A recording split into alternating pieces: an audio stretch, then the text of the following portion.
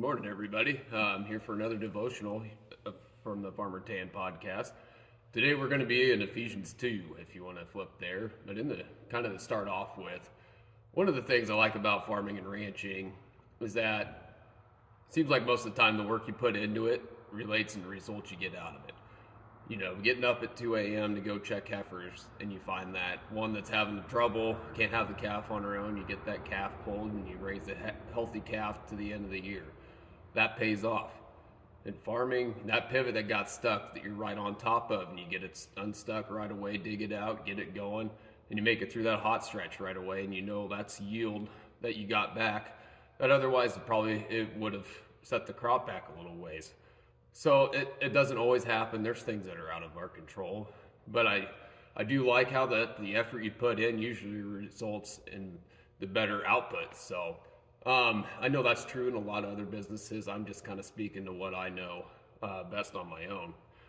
But so I think a lot of times in rural America, and especially in ag, we get kind of, it's up to me. I can do it. I'll just put the work in. I'll get things done. And that's how I'm going to rely on that stuff. That's how I'm going to make a living. But in Ephesians 2, Paul writing to the Ephesians, starting in verse 8, says, God saved you by his grace when you believed, and you can't take credit for this. It is a gift from God. Salvation is not a reward for the good things we have done, so none of us can boast about it. For we are God's masterpiece. He created us anew in Christ Jesus, so we can do the good things he planned for us long ago. So it seems like in kind of ag, that's something we struggle with everything we've got is through our own effort. What do you mean we can have something and it doesn't cost us anything? There's no strings attached. There's no work to be done to gain it.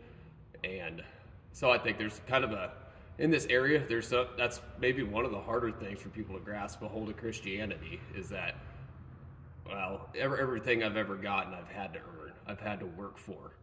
And Paul tells us here is like, no, there's nothing you can do, so you can't take credit for it.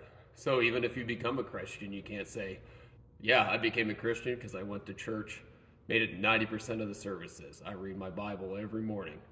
That's why I'm going to make it into heaven.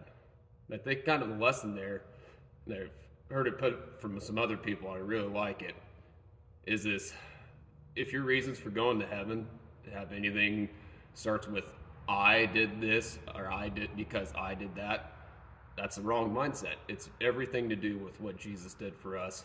We just simply have to accept it. No work involved, no effort, no getting up at 2 a.m. So appreciate you guys. Thank you for tuning in.